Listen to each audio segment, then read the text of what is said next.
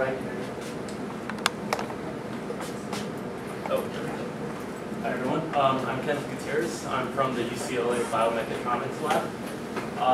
So our work involves using multimodal sensors, specifically biotachs, in various object manipulation scenarios to perceive object motion. So we accomplish this by using hidden Markov models, and the computation and the perception we are doing is being accomplished in real time. So in this work, we divide the possible directions of motion into 12 sectors. Currently in the video, you see all the pie slices blue, meaning the likelihood in each sector is equal, but as soon as the object makes contact with either an agent or the environment, our thresholding met that converges to a particular section, and you're able to make a contextual decision based off of that.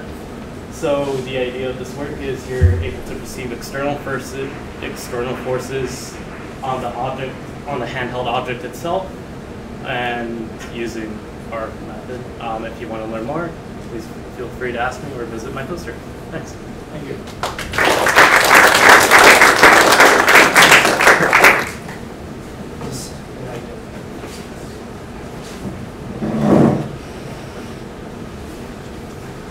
My name is Simon. I'm working with the Interactive Robotics Lab at Arizona State University, and our most recent work is active slip control for in-hand manipulation using deep predictive models.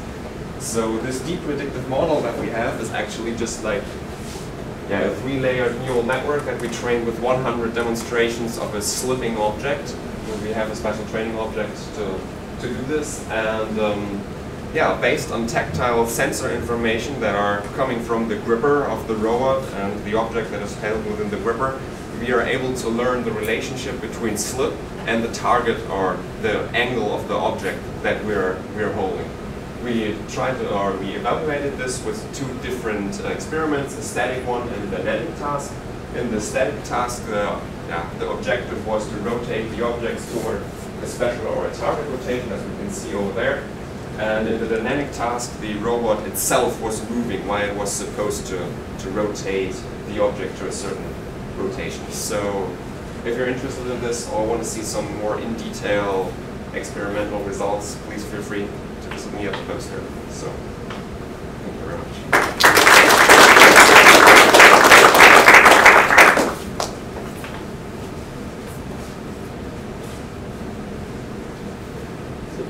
Great. So I'm Mark Kilpack from BYU, and what we're interested in presenting today is these scalable, soft, cheap tactile sensors. And the reason is we have these soft robots that we've been working with no internal structure, so it's all fabric and air. It's a real pain to control, but they're really good at making contact and controlling that contact. However, what we'd like to do is use a whole arm to sweep things out, rather than just the surface or make contact with the world. So what we've done is made this grid-based resistive tactile sensor, and we've been able to sew it as a grid pattern because we calibrated out the crosstalk when you have multiple rows that are pushed at the same time. And so that's what we're talking about. Long-term, what we'd like to do, we've done some planning work where you plan for contact, so you can keep this an arm, for example, a soft arm in contact with the earth as you're moving around. You'd incorporate this with the tactile sensing. We have some, if you'll talk to me in a minute, we have some videos of what we've done with this soft arm bumping and pushing against things without tactile sensing, and the next step really is to incorporate that. I'll be gone this afternoon, unfortunately, so if you want to talk, I'd be really interested, but have to be this morning in the poster session. Thank you.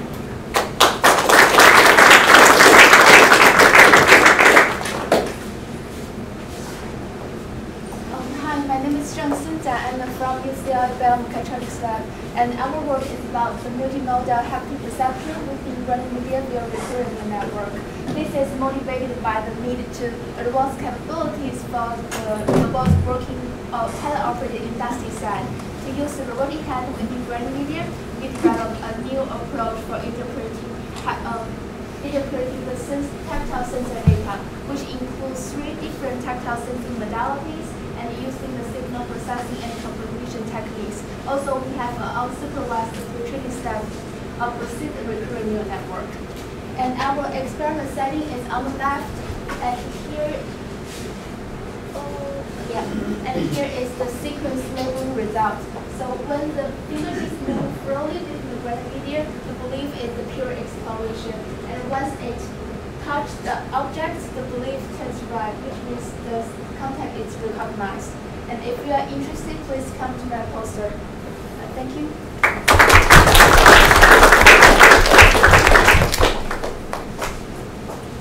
Hi, my name is Philip Gasenza, and I'm from the Rome lab at Columbia University, and I'll talk to you about our work with super resolution and tactile domes.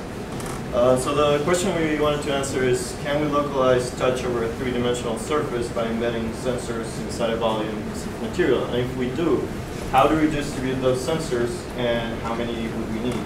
So what we did was we built this tactile dome using 5 tactile pressure sensors, which we embedded on a rubber dome. So we gathered experimental data by just collecting the 5 pressure sensor values as we touched these domes in different locations.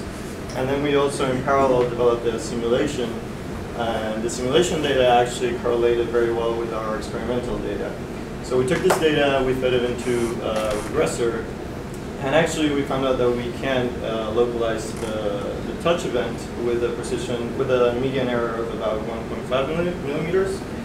And we intend to use this simulation model to actually explore this design space and simulation before building our sensors to improve the sensor performance.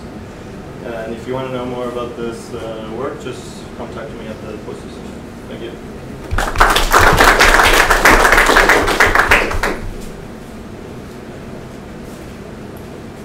Hello everyone, my name is Yuan Dong, and I'm from MIT, and I work with TAD. And of course, I'm about to introduce delta sensor.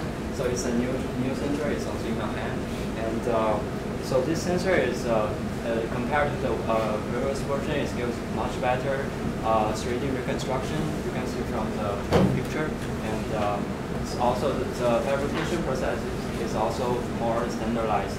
And so because TAD already introduced all the details of delta sensor, so but some videos didn't show up, but I can show you in my computer. And so also I brought 2 delta sensor. If you want to play with it, just come to my poster. And great, thanks.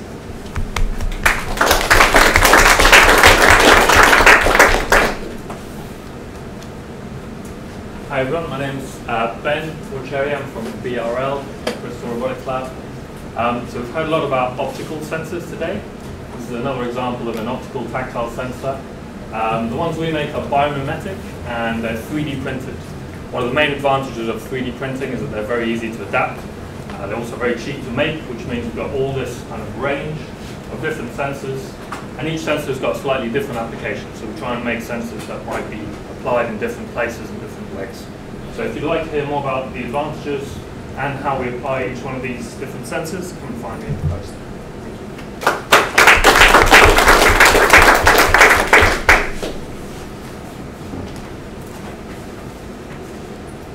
Hi everyone, my name is Felipe. I come from Darmstadt, and today I'm presenting work that I did with my students, where basically the question is, how can we go from a position like this, or a contact location like this on the fingertip, to a contact location like that, and which control actions should we actually give the robot to do this?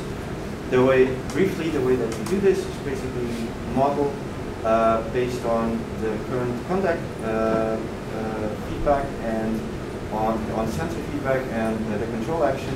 We predict the next contact location, and then we use this model to estimate the optimal control action that is necessary to minimize the error between the next contact location state and the desired trajectory. And if you want to know more about this work, please come to my poster so that we can discuss it.